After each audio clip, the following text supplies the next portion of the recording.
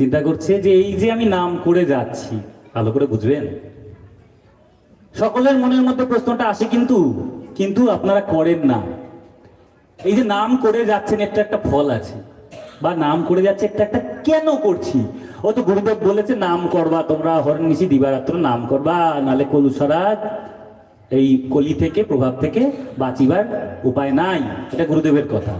তাহলে আমরা যদি নাম করতে চাই, তাহলে এই যে আমরা নাম করছি কেন করব? গুরুর কথা তো জানছি, শুনছি, মানছি, তাহলে কি লাভটা কি পাচ্ছি? এইটার জন্য নারদের মনের মধ্যেও এই প্রশ্নটা উঠেছে যে আমি তো সব সময় করছি, ঘুম থেকে উঠছি নারায়ণ নারায়ণ, আকাশে ঘুরছি নারায়ণ নারায়ণ, মাটিতে যাচ্ছি নারায়ণ নারায়ণ, নরকে যেখানেই যাচ্ছি নারায়ণ নারায়ণ, আর ভালো লাগে না, ওখানে কি গরম, নরকে এত গরম ভাল লাগে না। তো বলে উনি কি করবে এই চিন্তা করতে করতে করতে ভাবছে কি করব, এই প্রশ্নটা তো জেগেছে মনের মধ্যে। তাহলে উত্তরটা জানি। তো উত্তরটা জানতে তিনি দেখেন, তিনি